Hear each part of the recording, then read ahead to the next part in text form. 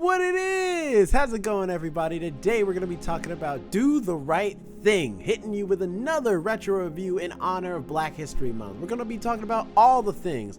We're going to be talking about the heat, delicious pizza places, people out here just popping fire hydrants, racial injustice, all the stuff. So if you want to hear what we have to say, sit back, relax, grab a snack, grab a beverage, and listen on in to the first ones to die.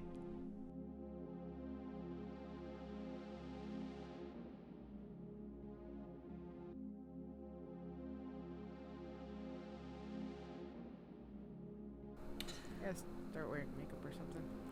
Oh. Hello, everyone. Welcome to the First Ones to Die podcast. My name is Jonathan. I am here with Alex and Jerome. How are you guys doing? Alex, how you doing? I am good. I'm doing okay. It's been a weird week. I went back to my old apartment at work, so it's been interesting getting readjusted there, but not too bad though. Wait, did you say apartment or department? Department. Okay, because It sounded like you said apartment. I went to my old apartment at work. It did not. Y'all just need to listen more clearly.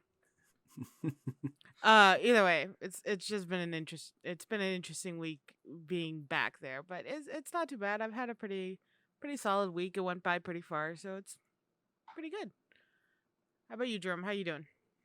I'm good. I've just realized earlier today that I've been, like, my updates in the past few weeks have not been very fulfilling because I've been forgetting all the stuff I've been watching. I've been watching a lot of stuff. Oh, I'm going to interrupt you before you go on your list of things you've been watching. I watched the new Jeepers Creepers movie. Oh, and you hated it? Jeepers Creepers. Wait, there's a new one? There's a new one. It's called Reborn. Oh yeah, we talked about it, but I didn't realize it was out. It's on Hulu. It's streaming on Hulu now. It is so bad. You see the creature randomly at the beginning. They talk about the 3 movies. It's part of that world. Like, they're like, oh yeah, they made movies out of it and blah blah blah. So it's like an urban legend in this new movie. It was so boring and bad. About half an hour in, this is about a 90-minute movie. Half an hour in, they still hadn't shown like the monster properly. By the way, they call him Creeper in the movie, which is stupid. I shut it off and actually just went to bed. What is his name? He doesn't have a name. He's just okay. Then they just named him. That's all. Yeah, but like, oh, the creeper's coming to get you. That sounds like a dude I just saw on the bus. All right. Or he drives a bus, a murder bus. He drives a tricked out like. But in this one, the bus thingy truck was like just this opening credit scene for this weird documentary that they watched at the beginning. And then he does everything in like this horrible house that he sets up as a trap. None of the characters are like, well, except like maybe one guy, and it was a black guy, and pretty much I was worried he was going to die half the time. But he actually survives at the end. So, progressive. But it was so bad. I shut it off in the middle because they still hadn't shown the monster. And I just went to bed, woke up this morning, finished it.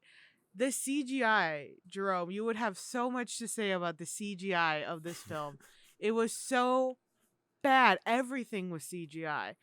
I'm not even sure they used an actor to play the creeper. It was just, oh my God. There were so many things wrong with the film, and just like, they just shouldn't have. It would have been smarter to release Batgirl, and taking that loss than produce whatever this was. They would release that one. Yeah. But they're not. They're never going to. I would give anything to have that switch right now. I don't know why. Because those are the people who are like, they should have released Batgirl, are people who were not going to watch Batgirl. And even if they did not give 2 shits about Batgirl. It's because I would have watched Batgirl. I think it would have been fun. Me too. But at the same time, it was just like, no. Jonathan, you don't like superhero movies. What are you talking about? Okay, he's watched them all, though. Yes. At least most of them.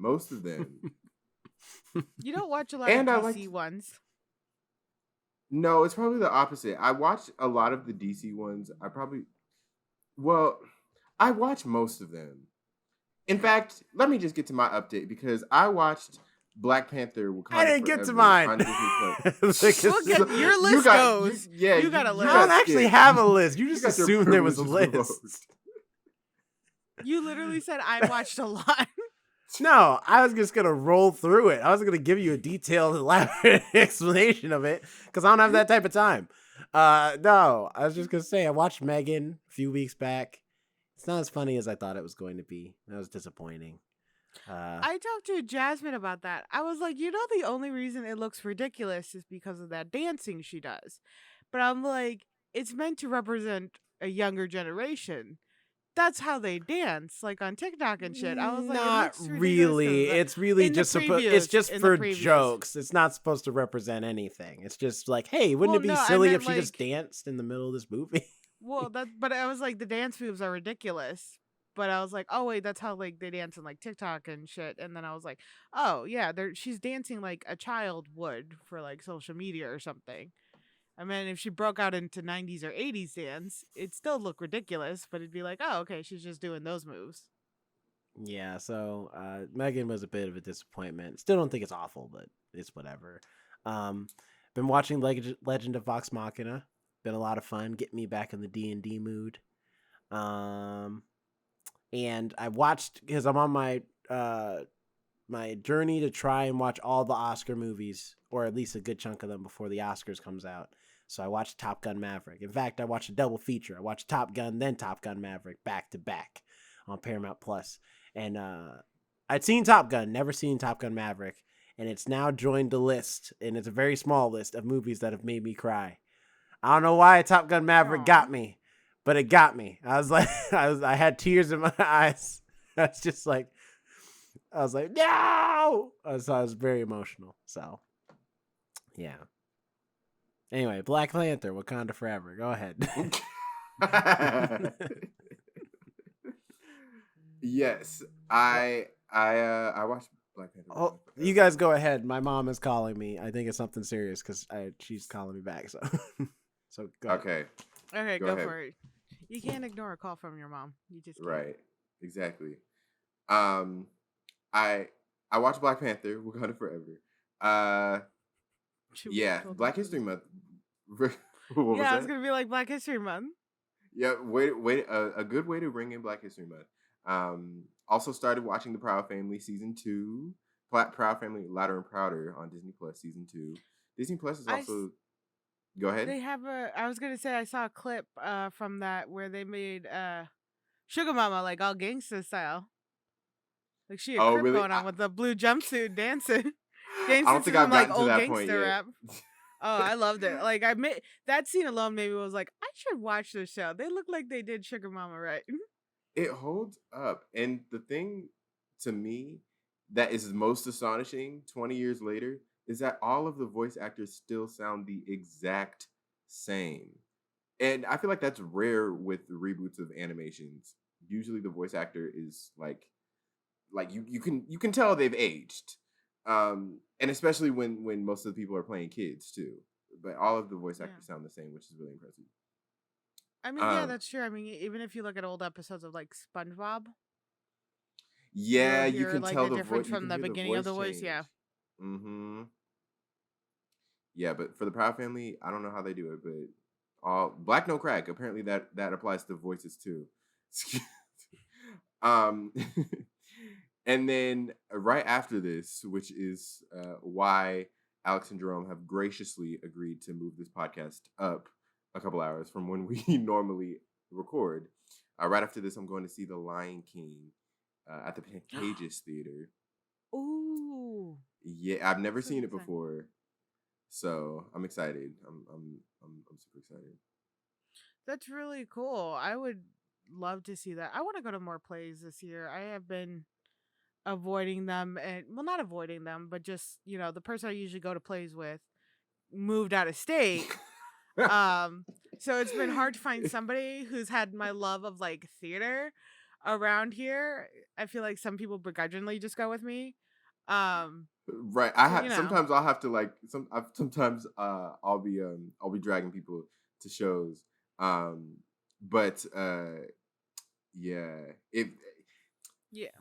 if you come down here, chances are there will be a show that I have tickets to because the Pantages through my job they send me like the tickets to the shows for free. So if you come down I love here, how I have to chances fly to another state to see a play with you. Like for me to go see a play with somebody, I have to go fly to another state. so that's that. Yeah, everything's all good. Okay, It was good. just about travel plan stuff, so no big deal. But we're just saying, you also can't ignore a call from your mom. Yeah, it's true. All right. Right. So Also, side note, it's like warmer, a little warmer today than it has been. And also, I just cooked barbecue chicken, so now my house smells like barbecue chicken, and it's hot in here. So I have the fan on. I just had to put that in. It doesn't have anything to do with anything that we're talking about. But no, I it has figured you everything to guys do would with like what to we're know. talking about. Speaking of heat, let's talk about this movie. There we go. That was one of my. You took one of mine. He got to jump on you. He got to jump on you. Go ahead, Jerome. You started it. Yeah, I was like, talk about here. We're talking about Do the Right Thing, y'all. Fantastic movie from Spike Lee. Not his directorial Lee debut joint. like I thought he thought it was previously. I thought it was his first movie. It's not his first movie. His first movie was Wait, She's this Gotta is- Have It. Oh. And then after that it was School Days. Then it was this. So this is his third movie, feature film. But this is the start of his like This is every what put movie's him on got to the have map. it did put him on the map, and then this is the start of like every movie's got to have a message, got to have like a lot of symbolism talking about the struggle of the black man in America, well, just black people in general, actually, in America. So it's a good one. Yeah, I did not realize how young Spike Lee was when he started directing. Mhm. And especially because of the fact that he's in this movie. And he looks so young. I haven't looked it up or done the math or anything, but I always imagine him however old he is right now being 65. how old he was. He's 65 years old. Wow. Yeah. So I guess I've always just seen him as 65 directing all these classic movies. But no, he started young. I think Oh, it's yeah. the same with Samuel L. Jackson, who is in this movie. You don't picture them younger. You just Right. they're the age you see them in now because you like, yeah, and then you're like you see them in their younger works and you're like, oh, that's right. You were in your 20s. You were 20 at one point, which is a crazy thing to think about. He can come out. Sorry, my girlfriend's Jerome also is here, distracted. and the dog is here. So I have a lot going on right now. All right. We heard. Here, move up. Come here. Oh, bringing the dog up. There you go. Give you Oh. doggos. Here we go. There we go. Okay. Oh my god. Hi, He doesn't like to pupper. be picked up. Hi, boo. Oh The God. donut. Oh, poor baby. He's got a little wound on his paw that's Donut. healing currently. Oh. So it's just so he doesn't lick it. But he's doing all right. He's doing good. Oh, that's good. So He he's sounds good. like he's having a blast. Yeah, he's playing right now. He's doing good. But Samuel L. Jackson's in this movie. Going back on topic. And so is Danny Avelio. I Aiello. couldn't figure out how to pronounce his last name. I really couldn't. It kept throwing me off. I was like, Danny Aiello or Aiello? Aiello. Danny Aiello. Ossie Davis, Ruby D, Richard Edson, and many, many more. Who I thought you you're know, talking about the side characters. You're not gonna mention Giancarlo Esposito or starring Spike Lee himself. Like he directed Or it, but Rosie he's also Perez. in it. Or Rosie introducing Perez. I didn't know this Look, was her first Do the movie. Right Thing did a lot for your community. Rosie Perez did bad for my community. What did she That do? character. Oh, Man. you're talking about the stereotypical. She played a Puerto Rican in that film, yeah, but like that's still part of the Latin representation, and that is not how we would be. It was still a good movie. She still played an amazing role, and she did really good, and the character was very funny. And I do like this movie because it had such a, although it was a very serious topic. It had such a heavy comedic feel to it too, because that's what made it feel real, and that's what I make jokes about when there's like.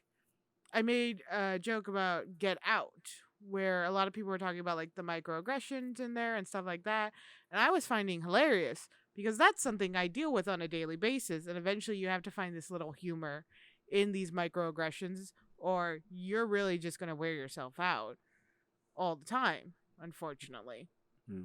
And that's what this movie, I think, still shows to this day, is that like a lot of racism, a lot of microaggression, but we find this is not microaggression. This is easily macroaggression. I'm saying, no, I said racism, and as well as microaggressions.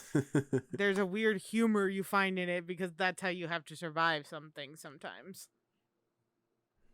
No, this movie was just racism. Just the word. Had either of you seen this movie before watching this, or before doing it for the podcast? A long time ago, I remember seeing parts on TV, but I haven't seen the whole thing in full from start to finish. See, same. I watched it a long time ago, like in pieces, not like the whole thing from front to back.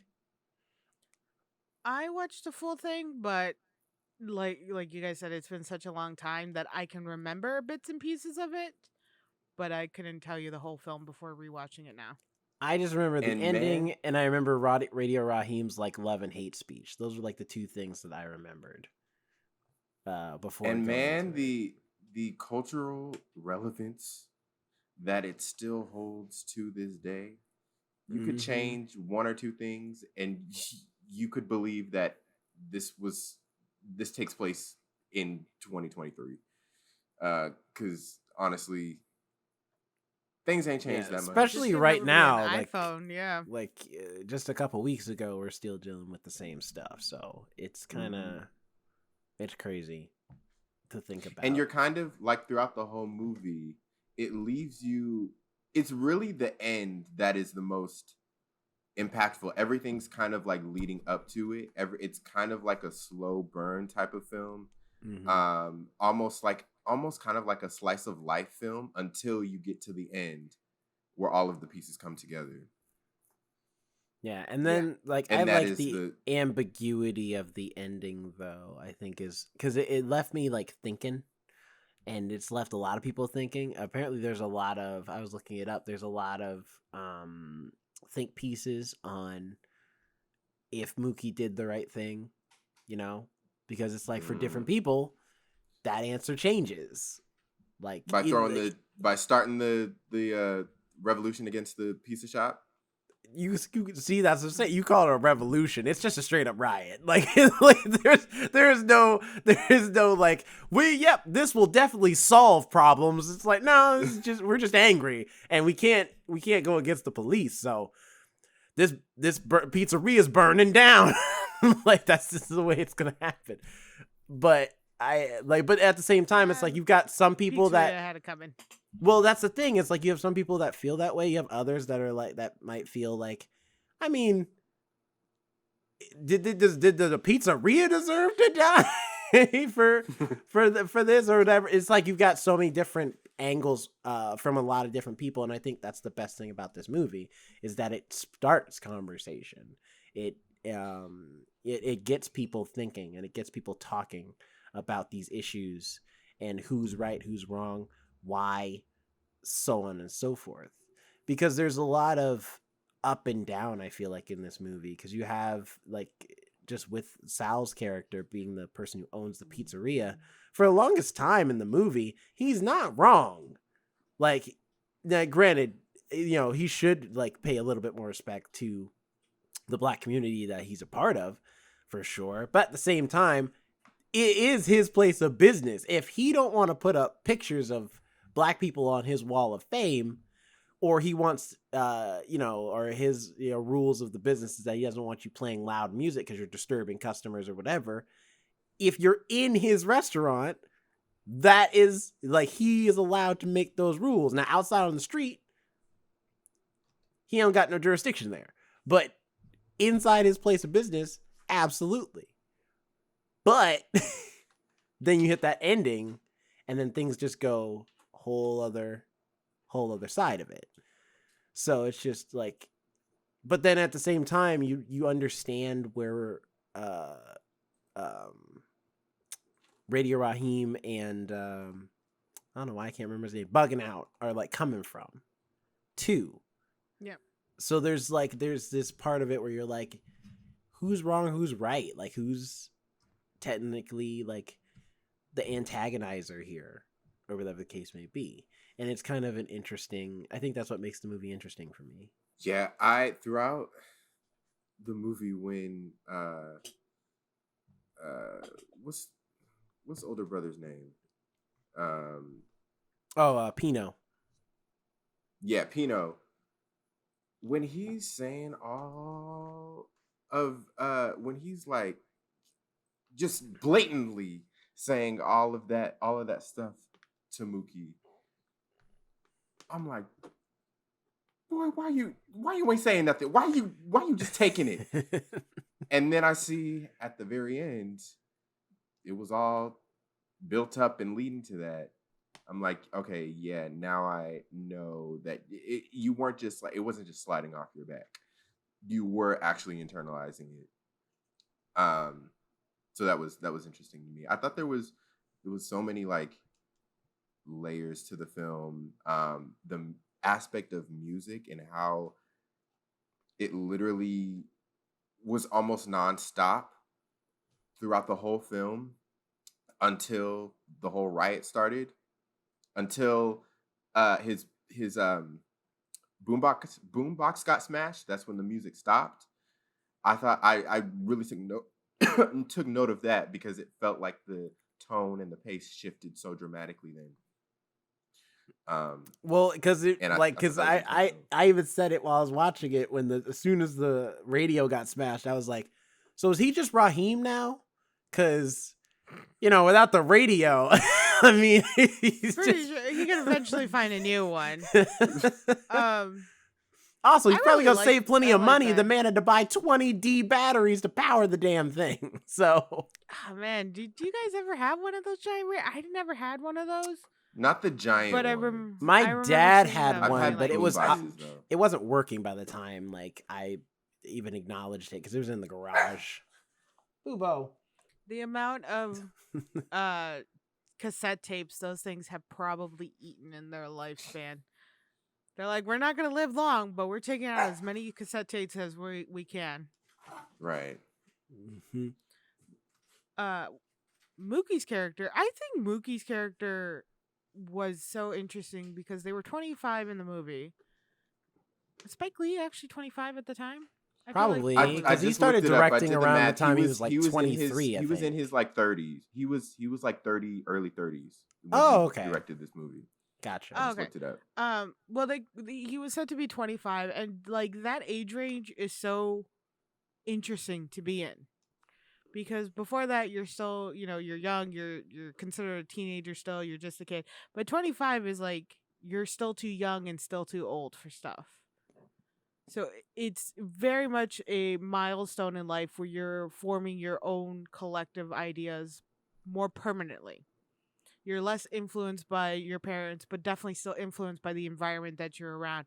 So Mookie's in this place where he now has to be the, influence for his son too, the way he wants to represent not only himself, but what his son's going to see. And going through all this, it's not just about, I think it's not just about like Mookie figuring things out and going like that, but also trying to figure out things for like how he wants his son to see the world too. Because you got to think about the violence at the end. It's like, well, how do you go home and explain that to your kid at the same time? I think that's very interesting that they aged them that way. But I'm gonna be honest. up until the end, I was like, I don't know if I can rock with Mookie, man, because this man is out here slacking. Okay, like the man has a very, very simple job, and it's not like he goes far. All he has to do is deliver pizzas, and he can't even do that without spending time just like in between the deliveries, just hanging out with his friends. At one point, he just goes home and takes a shower, and a long one at that. And it's just like, It's hot though. okay, so It's do a you heat not wave want to going get on? at the very like okay, but at the same time, you want to complain about like Pito talking smack about like, oh, I do more work than Mookie does. Mookie doesn't even work, and then it's like, I mean, he's not 100% wrong. Like, you do the bare minimum to say you do your job.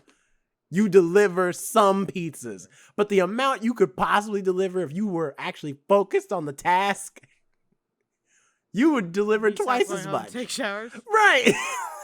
In the middle of the day. Well, going around like Brooklyn and New York has got to be difficult. That's not just one simple delivery. You got traffic, you got different neighborhoods. Things are inaccessible. Especially, I honestly forget. Was he driving a car? He was walking. He was walking. Yeah. That's what I'm All saying. right, He so didn't he's go not really far. He walking. always went around the block he lives on.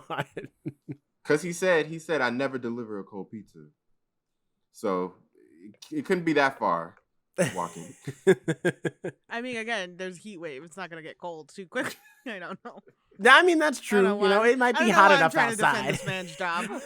I don't know why I'm trying to defend this man's job. And besides, like, I think it's interesting too because it's like he has a son, but I honestly don't think his son is gonna do well because his dad's barely around, and his dad's a loser. Dang. Like he is. Wow. All right, he is. Mind you, like remember at the end of this movie, he has no job. What is he going to do? He burnt. So he you would've literally burned down his job. Wait. It's like the 80s, though. It was a lot easier to get a job back then. That's kind of true. But they Mookie's didn't track have to record. apply online. Mookie's track record follows him, though. I feel like even his sister was like, "Yeah, this is the only job you've been able to keep for longer than a month." I was gonna say, I was just speaking of this. I was just about to say. So Jerome, if you would have been in this movie, you would have played the role of. I would have been. his older I'm on sister. his sister's side. She's the only one in this movie where I'm like, you're pretty cool. Like you're understandable. You're down for the cause, but you also have common sense. I can respect his sister. His sister's got a good head on her shoulders. Everybody else is kind of tripping to a degree. Same thing with Radio Raheem, where I'm like, I mean, I know the radio's like your identity and all that, and you got a lot of respect on the block because you have this cool radio that's got a great sound system and all. But here's a question. How do you pay for D batteries? Because last time I You checked, really I'm pretty suck sure at you D don't have a batteries, job. don't you? No, it's more the fact of like Radio Raheem and Bugging Out are both asking for respect, but they don't do shit. They don't work. They don't do anything. All they do is slack off in the streets.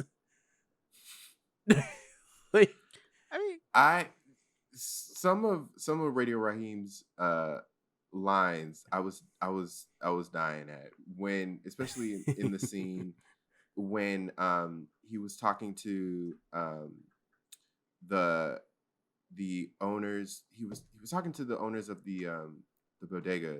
oh, the Korean family. Mm-hmm. Yeah. And they were, and he was like joking with them, but also like. Oh, I don't think he was joking. Why I don't think you he just honestly was just kind of racist towards the Korean family. 100%. But like the way the scene, I love the way the scene was shot. Oh yeah. And secondly, like he was laughing in the middle of it, and I was curious in my own mind. I'm like, is this an actor choice? Is this adding a different element to the dialogue? Was this in the script for you to like laugh and joke with them or whatever? So I thought that was. I think he just went up to this random family on set and started being racist towards them. I bet it wasn't even part of the script. He was just like, I'm just going to go do I this. don't this, think like, Bill extra Nunn family. is just a racist man, okay? Towards Korean families.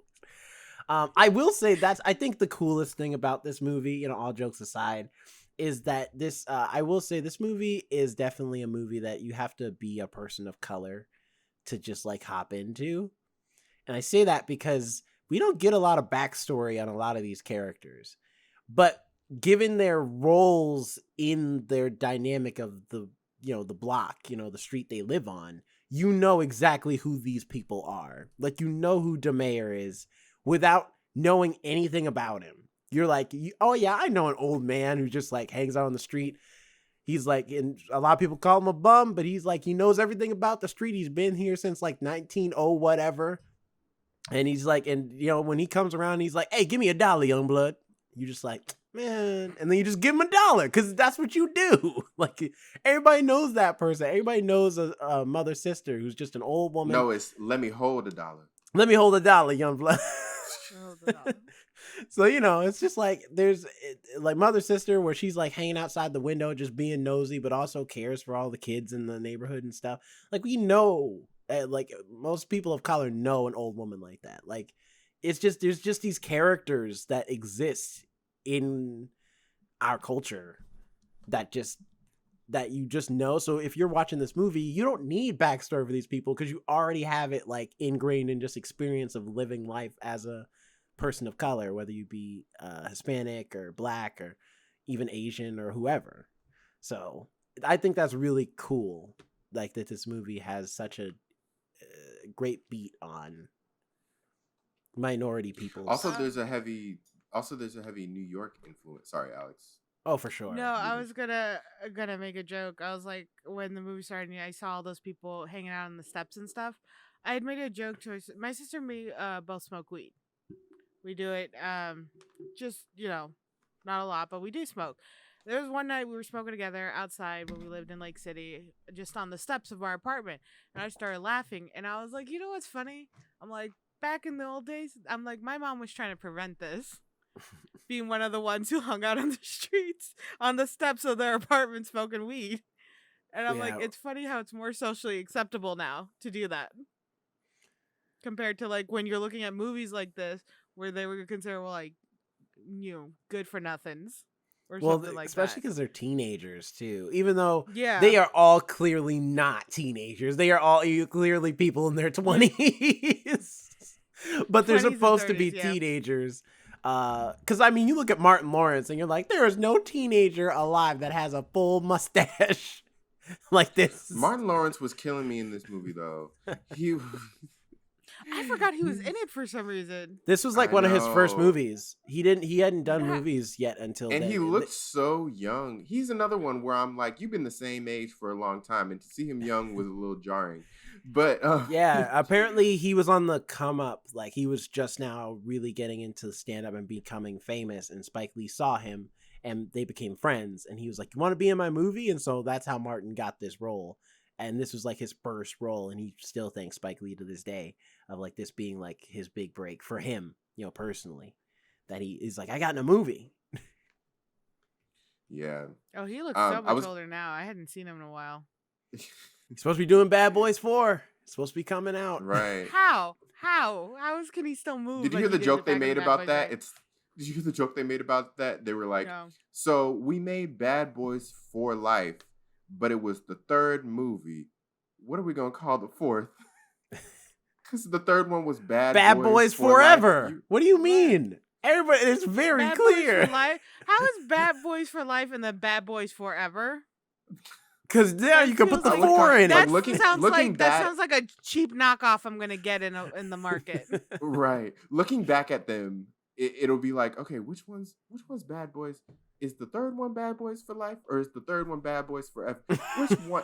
They just didn't think it out through. But anyway. They didn't think there was gonna be no, it'll be Bad Boys for real. There we go. It still sounds like a knockoff. They got to do something with a 5. Just jump numbers. It's fine. Nobody will notice. Right. Just call it Bad Boys, the 8th one. Call the 4th one the 8th one.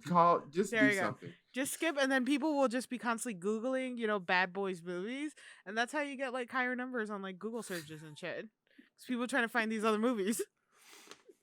But anyway, in addition to the like cultural relevance, there's a lot of, I guess, like geographical relevance with New York also kind of playing a character, Mm-hmm. Bed-Stuy in particular. They in the especially got movie. he asked for them to paint the buildings a specific way for this movie so that they would be warmer colors to help like accentuate the heat of the movie. Which is why those three older guys, like where Robin Harris and them are sitting, is why that wall is just straight bright red to help emphasize like, yo, it's hot. Right. And it that worked. It definitely helped play the story. And the idea that like, you know, I've never lived in New York, but watching it on TV and talking to people who have, and like, I guess visiting myself, there is such a like communal aspect of these boroughs that especially when you have a character like Sal and his family, and they have like there is this disconnect between cultures.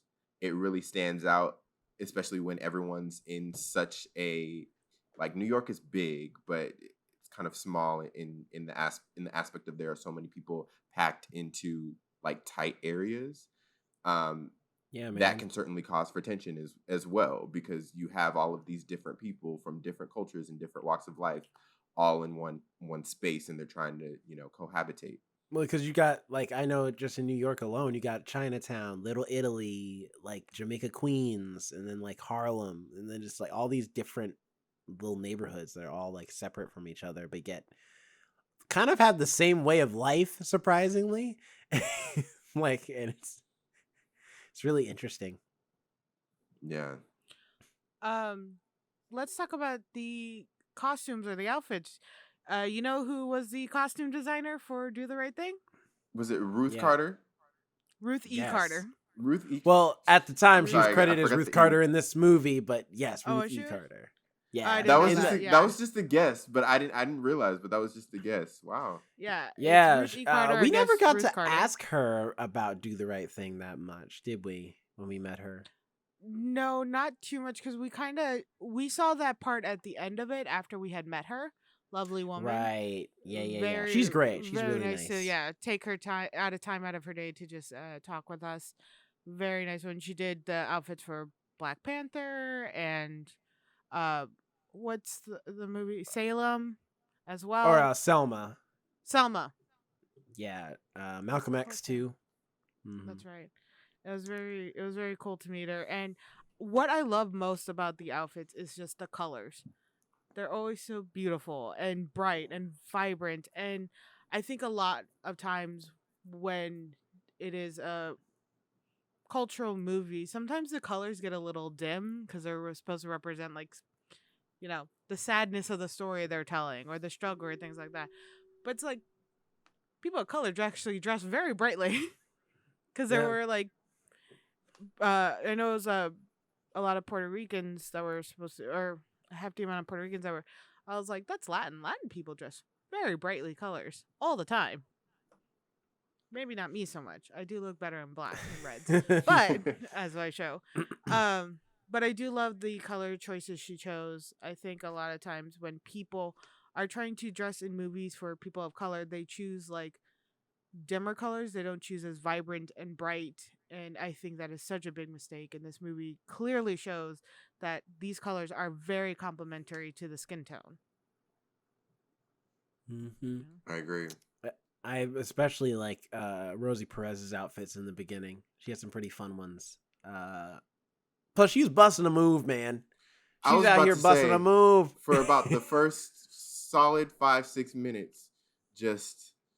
And it looks like at the once it gets to like the fourth or fifth minute, it looks like she's like slowing down the dance moves. It's like, dang, Spike, you got me dancing all this time. Like, really? He's like, keep dancing, Rosie. I'm out of moves. We'll make some up. She has a moment. I was like, we gonna do this whole public. You know how much money we pay for this Public Enemy song? All right, we are gonna play it for the entire movie. Second. Yeah, every 2 seconds you gonna hear a Public Enemy. Oh, it's like Arcane when they played that Imagine Dragons song. For real. No, this is worse. This is way worse. Know. Because like Yeah, I'm the one who needs to try harder. Because it's like public and it's like I do love that they address it though. We're bugging out. It's like, yo, do you have anything else? He's like, well, you don't like Public Enemy? I do. It's just I listen to other stuff. That's the only. That's because at first when like the tape started dying. I didn't think it was the radio dying. I thought it was the tape. The tape had messed up because I'm like, yeah, because you play this cassette like 90 times a day, every day. What do you expect to happen? The cassette, because kids watching this now, you don't know nothing about cassette tapes. You can only play it but so many times, okay? Eventually, if you don't take care of your tapes, you keep playing it on repeat, it's gonna get messed up. It ain't gonna work no more. It's not like Spotify. You can't do a Spotify Wrapped at the end of the year and it's gonna show. Is Alex frozen? I think she is, but that is a perfect face. I was like, wow, Alex is holding very still. Expertly done. But anyway, it's not you can't do Spotify Wrapped at the end of the year where it shows, oh, you played this song 500 times. No, your cassette is gonna be wrapped. It's not gonna be Spotify Wrapped. Your cassette's gonna be wrapped. And we lost Alex officially. All right. Well, we thought StreamYard would be better than Zoom, but apparently StreamYard has the same problems. Dang. She didn't get kicked off last week. Yeah, that's true. That's true. Well, we feel like this is as good as time as ever to just like, if you're enjoying the show so far, feel free to, send us 5 stars. On all our podcast sites. Leave a review. Tell us how you're liking the podcast. Are you feeling it? Are you not feeling it? What can we do better? Comment below. Also on YouTube as well. If you're watching the video version, comment below. Tell us what you're thinking and yes. how you liking the review so far, halfway through. Let us know. This would be a good time for us to have a sponsor right now too. Like if we had sponsorships, we just throw that in there in the middle. Just be like, speaking of food in that reference to the pizzeria, it brings us to today's sponsor, HelloFresh. HelloFresh, delicious meals you can get delivered to your door right now if you use the code #FirstOnesToDie, and then get 20% off of your next order of HelloFresh. HelloFresh, delivering fresh meals. I don't know what the heck that was. Something just fell in my apartment. Oh, something's going on. I don't know. Alex getting kicked off. Jerome has a ghost. This has been the weirdest Were podcast. You seriously easily. doing HelloFresh advertising while I was gone, trying to figure out what was going on with my internet? I come back to HelloFresh. Yep, that's right. We've been sponsored by HelloFresh. I didn't tell you. I bet we could. I feel like HelloFresh kind of sponsors everybody now. It's true. HelloFresh and Raid Shadow Legends. They're everywhere. I'm going to Google them after this. If my internet works properly. Actually, I made this joke at work because they asked, the desk I was supposed to originally sit at was like with the rest of the doctors and medical assistants. But I chose the one that was like hidden in a darkened room, away from everybody. And they're like, oh, why didn't you sit next to the windows? I'm like a raccoon. I just like to pop out of nowhere. Eventually, you'll see me, and then I will quickly walk away. Like, that's how it's going to be. And same with this podcast. Sometimes I just disappear off into my dumpster. But eventually I come back out. You'll see me again. What'd I miss? My mom is calling me again. I am in the middle of doing this show. This podcast. This All right, I'll be right back. Go. What? I genuinely don't know. Next time you need something going on in your life, Jerome. Right. Next time I need to like pop. Well, I have a hard stop in about like. Side note, we don't have to include this in the episode, but I have a hard stop. We're including everything. Okay, cool. I have a hard stop in like 25 minutes because I have to leave to go to the Lion King. Which is amazing. I'm so excited for you. I will have to just fly down to California apparently to see a play properly. Um, I know, because I've been having to decide, like, okay, who am I gonna ask to come to the show with me this time? Because if you were down here, it'd be like, okay, Alex, bet. yeah. My mom says hi. Ah, All right, tell her I said hi too, or tell her I'll how be to hung say, up or on when you talked to her. Did Yeah. you know Radio Raheem's boombox is in the Smithsonian National Museum of African American History and Culture. I you. mean, How it that's got fair. smashed? No, they have multiple. In fact, we had one for the exhibit. When we did the Ruthie Harder At exhibit at the Mopop? Mopop. Yeah, we had You one had of the them. boombox? Yeah. No, probably not the one that's in the Smithsonian, but we had a boombox that was the similar Well, one. yeah. Well, the boombox was also 'Cause they not only probably had represented multiple. of this movie, but it was also represented like the 80s. Because in the 80s, you had a boombox. That was like the thing to have, and then eventually turned into like Walkmans and then CD players. Oh, CD players, man. You had to hold that at the right spot or it would skip. The 80s and 90s, man. And now we deal with internet issues. That's where we are. That's where I am, at least. I don't know where to go from here. This is interesting. I'm reading the Wikipedia. It says, apparently the original script of Do the Right Thing ended with a stronger reconciliation between Mookie and Sal than Lee used in this film. In this version, Sal's comments to Mookie are similar to DeMeyer's earlier comments in the film and hint at some common ground and perhaps Sal's understanding of why Mookie tried to destroy his restaurant. Lee has not explicitly explained why he changed the ending, but his contemporaneous notes compiled in the film's companion book indicate Lisa Jones expressed Sal's reaction as too nice as originally written. Lisa Jones is a playwright and journalist that I guess he talks to. That's interesting too, because I did think that there was a bit. I mean, I do think Sal at the end of this movie, though, does have some semblance of understanding of where Mookie's coming from. Or at the very least, he's not as like he's mad at first, but I think after a while, he's just like, man, it's whatever. Like, I just wish you hadn't done that. I don't like how Mookie kind of stood off to the side with his sister watching the place burn. He was almost like the candle that lit the flame. You know what I mean? Mm-hmm. But he was still on the edge watching everything, and it's like, well, are you in that fight or are you not? And then to go back later and then kind of demand your pay, that's kind of shitty of you, Mookie. The whole place is burned down now. Well, he's You not a still good want your weekly person. pay? I don't think That's Mookie's a shit. good person in this movie. I Like, never said Mookie was a good person. I'm was I talking about the expected, like, when he was like, representation. I need to go get my money. I'm like, yeah, that sounds like something you would do. It's just like, I don't give a damn that your place burned down. Where's the money at?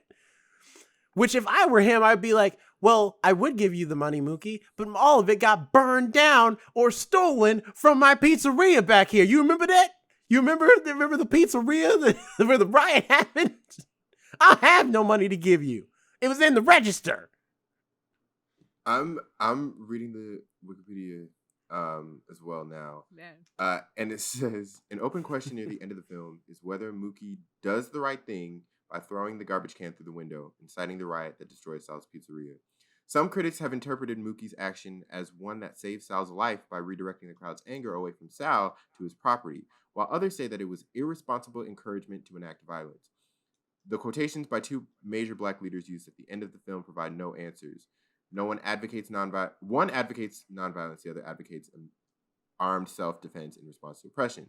Spike Lee has remarked that only white viewers ask him if Mookie did the right thing. Black viewers did not ask him the question. Lee believes the key point is that Mookie was angry at the wrongful death of Radio Raheem, stating that viewers who question the riot are explicitly failing to see the difference between property damage and the death of a black man. Also, that's not technically correct. He didn't say white viewers ask him if Mookie did the right thing. He said white viewers ask him, because I saw the interview, white viewers ask him why he threw the trash can.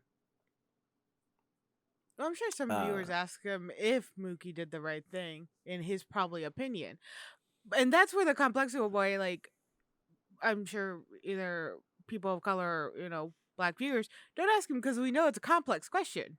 Right. It's not It's about right or not wrong. as simple It's such a as that. as if yes or no. It's a whole lead up and it's a whole explanation, and it's not a yes or no. It's a this event led to this event, and I don't know if he was doing it because of this or that.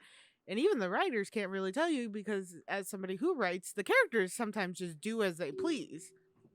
You kind of write something and then you're like, oh, I wasn't expecting it to go that way, but I guess we're going that way now because that's how the character is developing itself. And when you're dealing with such racial issues, yeah, in general, racial issues are never, unfortunately, easy things to, one, discuss, and then two, explain your reasoning behind why you do certain things. And it's like you can I was explaining to somebody about something that is very common in Mexican households. And they're like, well, that's not right. I'm like, well, I know it's not right. I know it's not Mhm. okay, but that's how we are raised. They're like, well, why don't you not do it? And I'm like, because we weren't taught to be that way. What seems like bad behavior to you, unfortunately, it's acceptable in our community. And it's just something we deal with. And they're like, well, it's still wrong. And I'm like, it's not that simple. Things are not that simple. And sometimes it's very hard to explain that to people where they see it as like, oh, that's horrible. And I'm like, yes, objectively, I guess. But at the same time, no, it's not, with a more complex look at things, you Mhm. know?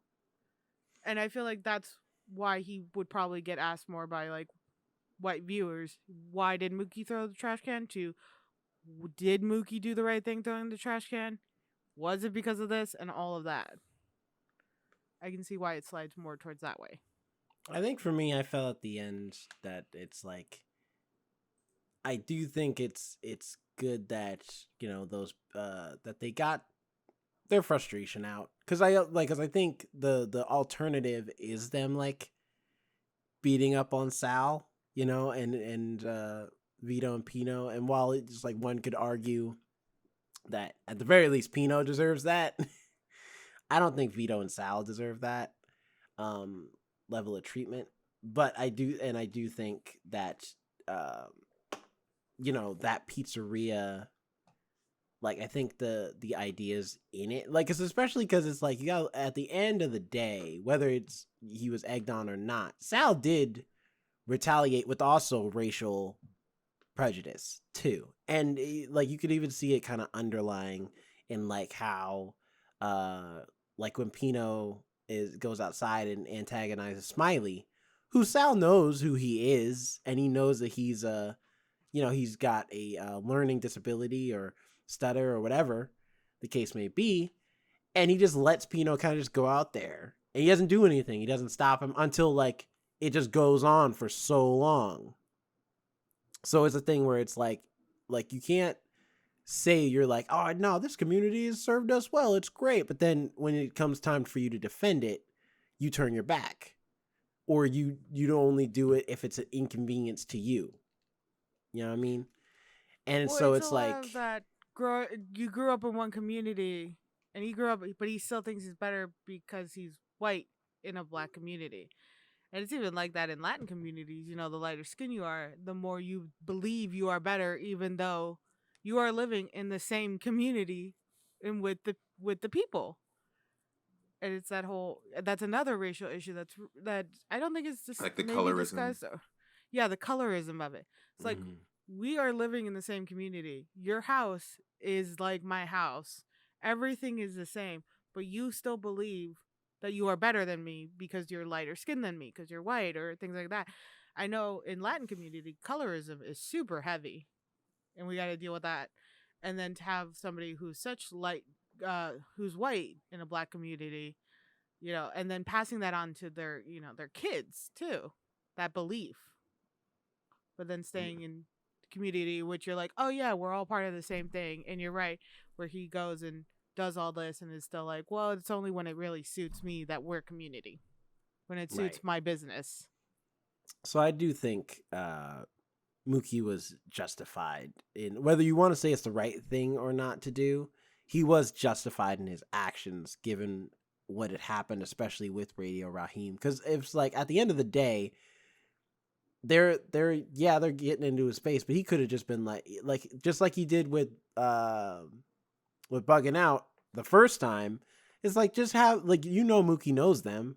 Just have him escort them out. He'll calm them down and walk out. You didn't have to take out a baseball bat and smash his radio, or just call them niggers just straight up, like in front of their face either. So it's like, you made a choice, and now you got to deal with the consequences of those actions. I forgot he did that in the film, so when that came out, I was like, oh, like Castro, I was like, I forgot this was in the film. That still did. I still did laugh at that though when he smashed his radio, and I was just like, well, he's just Raheem now. I was like, oh damn, things are gonna escalate. I mean, ultimately, and we saw this, in real time a couple years ago in 2020 after George Floyd. There were riots in the streets, and a lot of people would say, why are people doing this? Like, you have no respect for have you no respect for property, like blah blah blah and blah blah blah.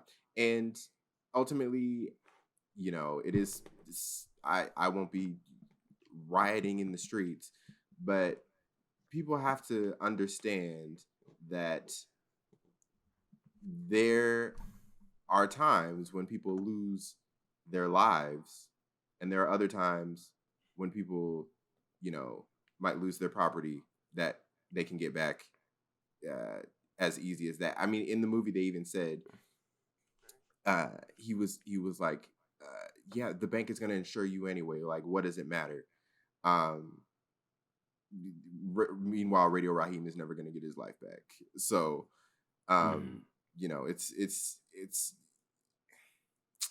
it's an interesting topic of discussion. For sure. Sorry, go ahead. I just agreeing with you. Yeah. Another interesting thing that I read also on the Wikipedia article.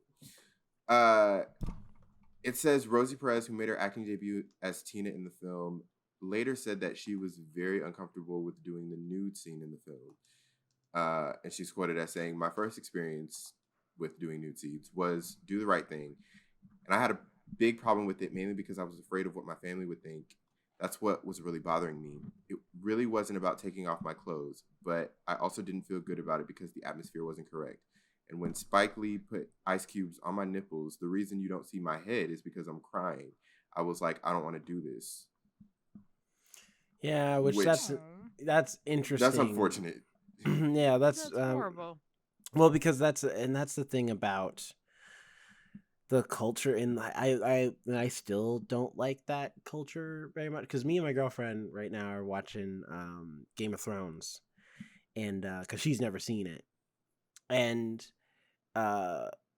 just the amount of nudity that's in the top of that show is just like ridiculous. But then you think about, like, this is the culture of cable television where they feel like they have to have like all this nudity, and then on top of that, most of it's women. It's very rarely men, and there's a lot of women that have come into the industry as like new actresses, and their first role is that they have to get like fully nude, or they have to at least take their top off or something like that and show their like chest or something like that, and to make a statement. And it feels kind of, I don't know. It just feels like in the year, because I mean, you think about like something like Euphoria, for example, where it's like, I don't know who was talking about Sydney Sweeney before Euphoria. And then after Euphoria, a lot of people were talking about Sydney Sweeney because why? Like a lot of outlets were specifically talking about her from a sexual standpoint because she gets nude so much in the show. But then you watch something like White Lotus, where she doesn't get nude, and she's fantastic, and she's great.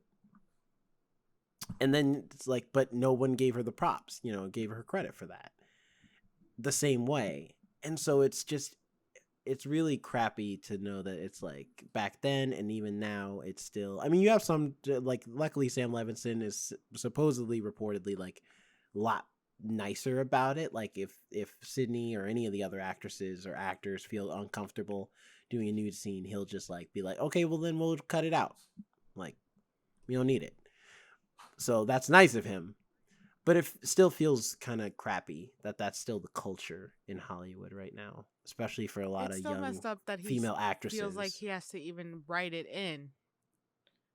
Because sometimes it's not even organic to the scene. You're really just showing off nudity for shock value.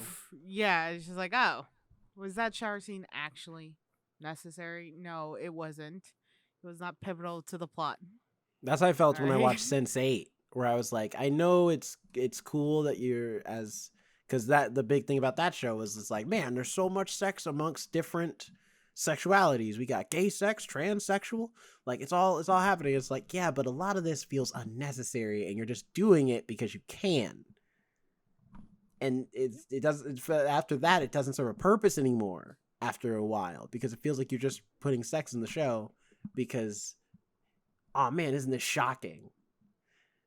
So it's because honestly, the scene between Rosie Perez and Mookie, or Tina and Mookie in this movie, you could cut it out and you probably wouldn't miss much. Not at all. So it's Because kind their of relationship was also very just weird in general. toxic. Not is what weird, it is. yeah, toxic. Yeah, It's very toxic. that's the proper using. It's a very toxic relationship. Especially because she's already told him, no, we're not having sex. And he's like, yeah, we'll see about that. Just starts undressing her anyway. And it's just like, she has said no like 3 times now.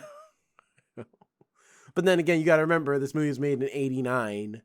So back then that was considered acceptable behavior. So it's like, I don't know. I think that's sad. That's sad to hear from Rosie Yeah, Perez. that's really sad. Yeah. Well, let's end on a happier note. What is everyone's final thoughts of Do the Right Thing? I don't know. I'm now in a bummer mood. I think the movie still holds up, other than that part. It still holds up, and it's a good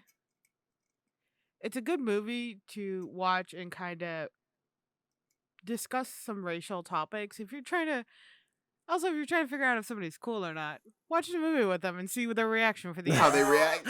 Be like, what are your thoughts? What do you think about his death? What's going on in your mind right now? That might be a good way to, gauge That's people funny. sometimes. That's fair. Yeah. There's a TikToker I watch. I love him. He's like, how I see if people are okay. He's like, oh yeah, I don't like ice in my drinks. And it's like referring to just a stupid way he does stuff. And I love it. Absolutely love it.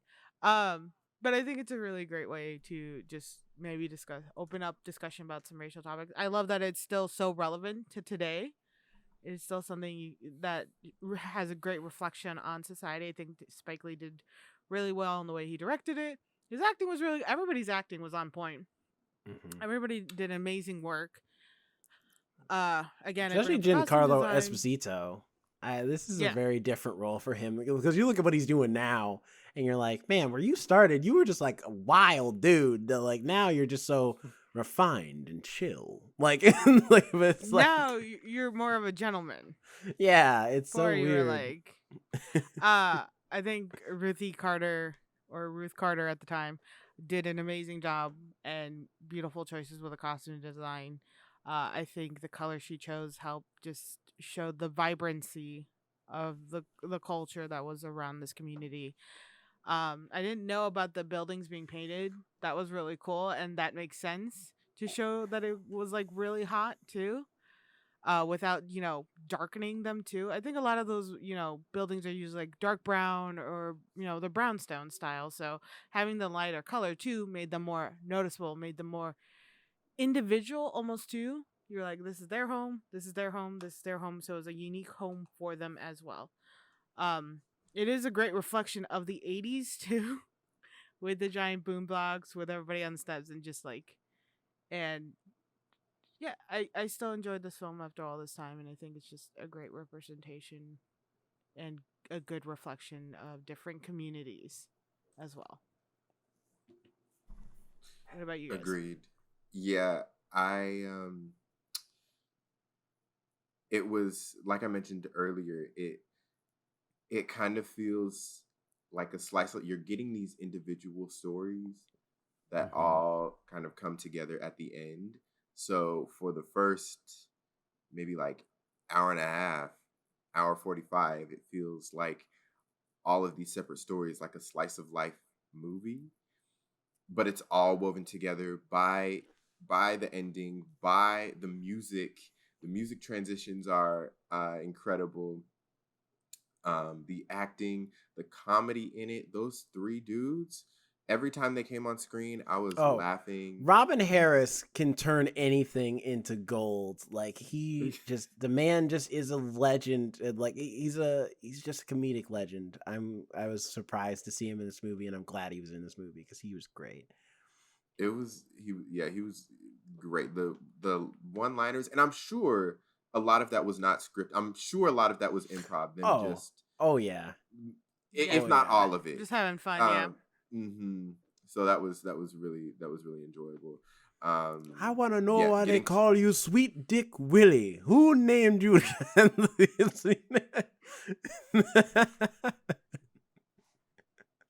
did name him that? Who would name him that? That's just okay. So that's just a black thing. Like my dad has a bunch of friends when he grew up in like North Charleston that also have names like that. Where he's like, we'll run into people in the street and he'll be like, "Oh yeah, that's Frog." I'm like, who the hell named him Frog? Like what? He's like, and that's just the nickname that he got. Yeah, but Sweet Dick Willie, that's something else. That's like. Mm-hmm. That's either got like a good story or an embarrassing story behind it. It's like a story, but it's like, which way is this gonna go? But like, oh, okay, cool. Or like, oh, dude, you let them still call you that after that? Nah. Yeah. So I really just enjoyed their dynamic, and a lot of the dynamic between the cast chemistry was great, and I feel like it was a good representation of what it was like to live in Bed-Stuy during the 80s.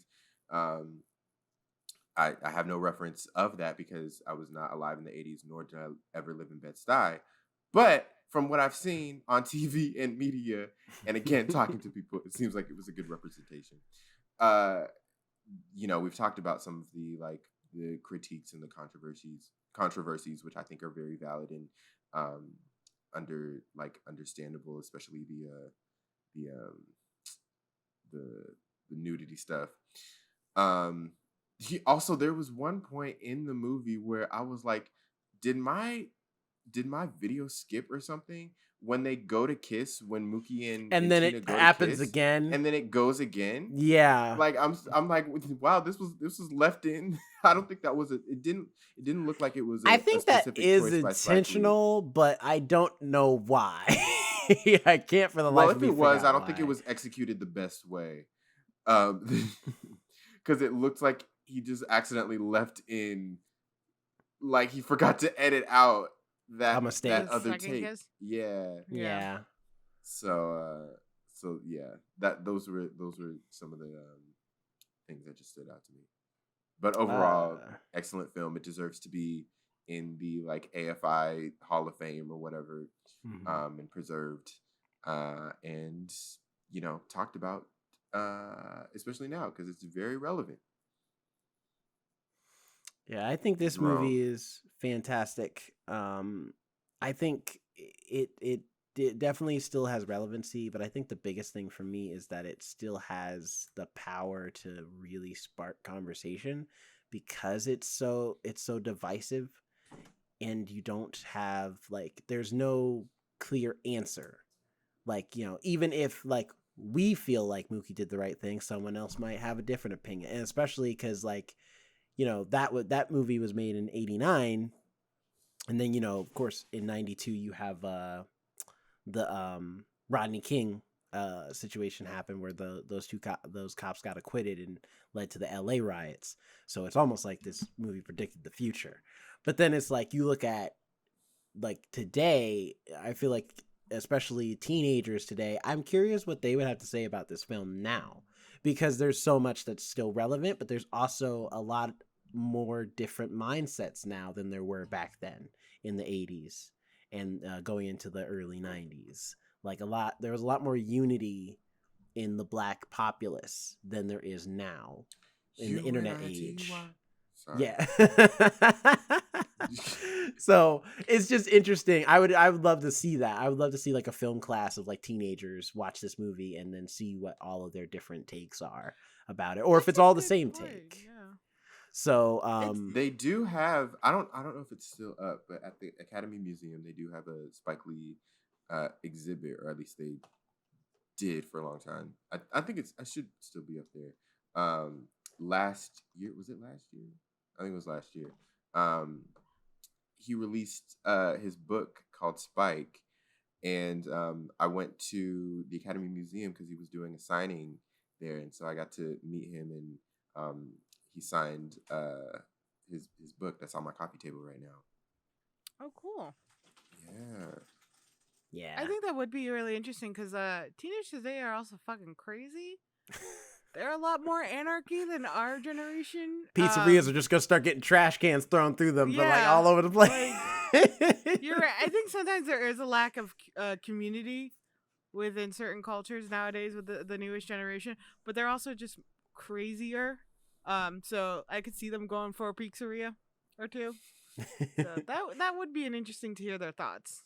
But I think overall, just like as a film, you know, removing just the how good the commentary is in it, it's just a really good, well put together movie. Like the cinematography is awesome, the characters are great, the acting's fantastic. I do love the costume design and the set design in it. I think it's just so lived in. Like you feel like this is a neighborhood that you could just grow up in. I know we didn't talk about him a lot, but Sam Jackson's narration throughout this entire movie is fantastic. Like he just carries a life to his voice, and it almost makes me wonder. I'm like, man, if the acting thing didn't work out, Sam, radio host, that could have been you, because you got the perfect voice for radio. You got the voice. But this is just a great movie. I think more people should watch it, especially people of color should watch this movie at least once in their lifetime, just to, you know, have some conversation. At least if you live in America. I feel like if you watch it in England, like you'd appreciate it, but I don't think you'd get the same impact if you didn't live in the States. Racism and injustice are everywhere. It's true, but it's just the fact of this is very much a like, this is what it's like to be a black man in America type movie. That's true too. So I don't know how much you would get out of it if you watch this in like New Zealand or something. But you still watch it anyway, just to be in the know. Also, I couldn't help but the whole time watching this movie thinking this was like an early version of Baby Boy, because the plot's similar. We're dealing with a dude who doesn't really like, who's out here kind of slacking, who's got a baby mama that he barely takes care of, and a son he kind of doesn't see. And he's like, he lives with other people. He doesn't have his own place or his own car. You know, like there's a lot of similarities to Baby Boy, which is funny because it's made by Spike Lee's Spike Lee's close comparison, which is John Singleton, who's also big at this time too, making Boys in the Hood and stuff. So, well, with that being said, that's our review of Do the Right Thing. Socials, and we got to do a speed round because I got to go. Fair enough. Jerome. You can find me at NotJeromeRhett on Instagram, as well as at RoboZoo Media and at Jerome_the_show. Hey, Boobo. To see other things that I'm working on. So, yeah. And then also, of course, follow us on the YouTube channel at The First Ones to Die, but also check out our social medias at The First. I'm just going to do the whole thing so that way we don't have to do it later. Check out all our social medias at The First Ones to Die, including TikTok, Facebook, Instagram for updates on all this type of stuff we're doing. But check out the YouTube channel for extra content you can't get on the audio platforms, stuff like book reviews, mini reviews, gaming content, and video versions of all the podcasts and more. So there we go. Alex, go. You can find me at Alex and Nobody on Instagram and on TikTok. TikTok's the first one to die. It's also where I'm at posting little clips, future reviews we may do, and me ranting about movies I watch while I'm high. Jonathan. You can follow me at Jonathan Keys on Twitter, Instagram, wherever you please. Next week is our Valentine's Day episode, so stay tuned for that. We are going to be reviewing none other than Valentine's Day. Fitting. Yeah. Hey, babe, you want to be on the Valentine's Day episode? She said, yeah. I don't know. I'll have Gibson on the Valentine's Day episode with me. Well, Cheddar's not that loving. That's not fair. I got nobody there. Cheddar's a dick. Look at that. But we'll see y'all next week for Valentine's Day. Yeah. Yes. Bye, everyone. Bye. Bye.